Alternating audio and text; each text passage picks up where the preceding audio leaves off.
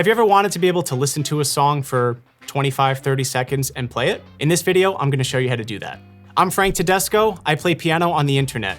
I talk to strangers, ask them what their favorite song is, and try to learn it as quickly as possible so I can play it back for them. I play songs after listening to them once, and in this video, I'm gonna show you exactly how to do that, where I break down 4 key components. So the first thing I do when listening to a song for the first time is try to figure out what key it's in. And the way I do that is with a reference note. So a lot of times I'll just hit a key, we'll say C, before I even listen to the song. And from there, I'll start playing the song and see if I can count up the half steps in my head to hear the root note that the song is in. We're gonna use the song All of Me by John Legend, which has some very popular chords and a really iconic melody. I'm gonna start and just play C, keep that in my head while we listen to the beginning of the song.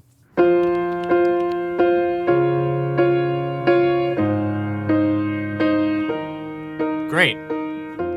Yeah, so I got pretty lucky because I hit C and I actually heard a C in that first chord, but it wasn't the root. In my head, I heard that as a perfect fifth up from the root of the song.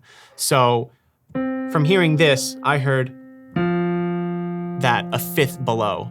So this is why intervals is so important, because if you're able to identify that as a fifth, then I don't really need to even check to see if it's in F minor. I just know because I'm comfortable enough with this particular interval. So when you're learning intervals, the really cool thing is that all of them have a very unique sound. This is a minor third, major third, perfect fourth, perfect fifth. And there are some songs that you can use to actually learn these a little bit better. Here are some examples of intervals and songs you can use to reference them. Minor second is the Jaws theme. Major second is the beginning of Happy Birthday. A minor third could be Axel F.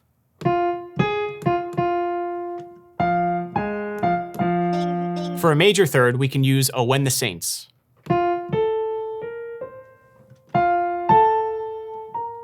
For perfect fourths, I typically think of Here Comes the Bride and the Star Wars theme. For a tritone, we have to go with The Simpsons.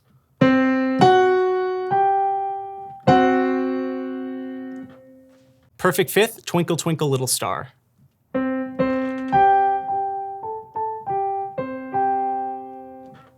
Minor sixth is a tricky one, but I typically think of the third and fourth note of The Entertainer.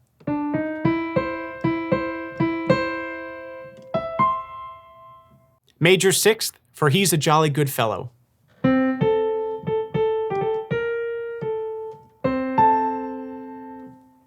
For a minor seventh, Somewhere from West Side Story.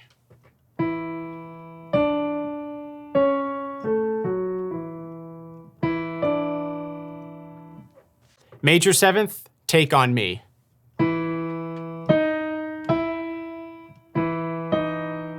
For octave, Somewhere Over the Rainbow.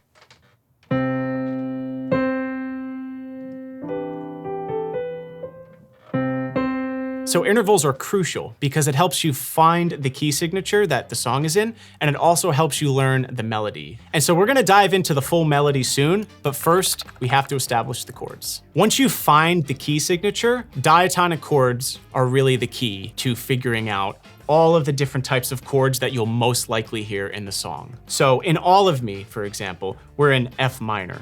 So we're gonna use the scale of A flat major. And when you're building triads in a major scale, there are some common patterns that you'll hear. This is Roman numeral analysis, but basically when you're building your way up the scale degrees in a major key, 1, 4, and 5 will always be major, and 2, 3, and 6 will always be minor. And there's a 7th, but nobody likes that one. I'm just kidding, we cut that. It's diminished, but we pretty rarely use that in pop music, so we won't worry about that in this video. So we'll start it in C, just for simplicity's sake. C is major, D is minor, E is minor, F is major, G is major, and A is minor. The cool thing is, if I wanted to bring that to a different key, as long as I know which notes are in that key, I can do that immediately. So all of me is in F minor, but the relative major is A flat major, which basically just means they share the same notes. So let's look at this from a major perspective. If we start on A flat major, major, we're basically just building a minor triad on B. So whatever a minor triad is on B. Same thing with C, minor. Our 4 is major, our 5 is major, and our 6 is F minor. This is the chord that all of me starts on. So now that you know the chords, how do we actually figure out what chords are in this song? If we take a listen, I'll show you how you can do that. All right, so what I'm doing now is listening to the very bottom note. Remember, we're bringing in the interval training here. Drawing me in and you kicking me out. You've got my head spinning, no kidding. I can't pin you down. What's going? Now, figuring out songs by ear can definitely take a bit of practice and a solid understanding of music theory. That's why inside the Pianote members area, we have a weekly live stream called In Theory. It's where we dive into ear training and explore useful theory topics together. It's interactive, it's live, and it's the perfect place to sharpen your skills. So, if you want to give it a shot, make sure you click the link below for a free 7-day trial. Let's make some noise. So for me, listening to the very bottom note, it's typically the bass note, and this will help you identify your intervals, right? The distance between your different bass notes. So I can hear that it starts on F, and the next note goes down to a D flat, and then it goes up a perfect fifth to A flat, and then it goes down a perfect fourth to E flat. So this is where knowing your intervals and being very well trained with them comes in handy, because you can first identify the bass notes, and from there, we're basically just applying that chord progression that we did earlier to those bass notes. So if F, we know that F is minor because that's the 6, and now our bass note is playing the 4. Oh, we know that 4 is major. Next, we're going to our 1. 1 is major. And next, we're going to our 5. 5 is also major.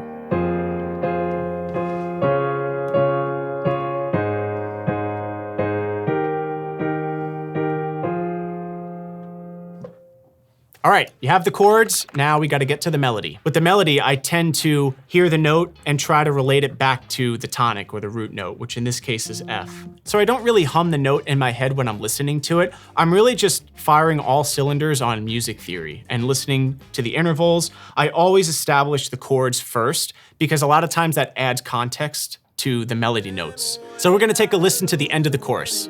'Cause I give you all of me, and you give me all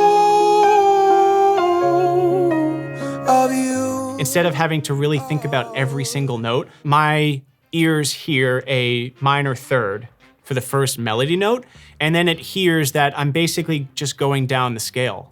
I know the chord progression. I can hear that the chords are the same as from the beginning. The start of this melody is on A flat, it's a minor third, and it's going down a descending scale, essentially. So even with just that much, I could probably do.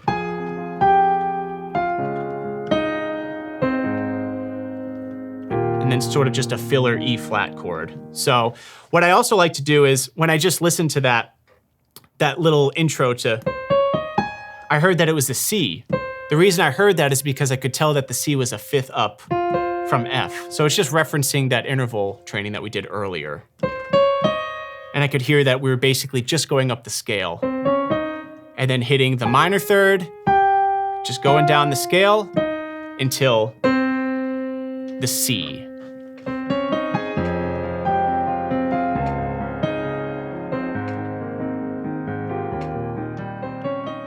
So this is super hard and takes a lot of practice. But the beautiful thing is that once you learn Roman numerals, playing diatonic triads in the key that you're in, you can take those numbers and bring them into any key. And that allows you to play these songs in whichever key you want.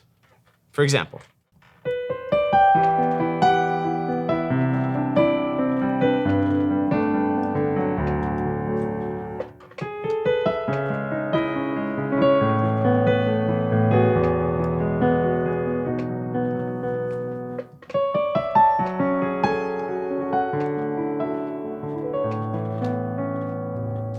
hearing a lot of this can be overwhelming, but I would say a really good way to get started is to just pick a small section of your favorite song. So if you're doing All of Me, maybe just take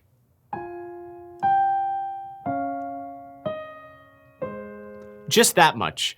Learn that in the key, figure out the chords, and then try to bring just that much into a different key. It's a really good place to start. I'm Frank Tedesco. Have fun practicing and learning by ear, and I'll see you next time.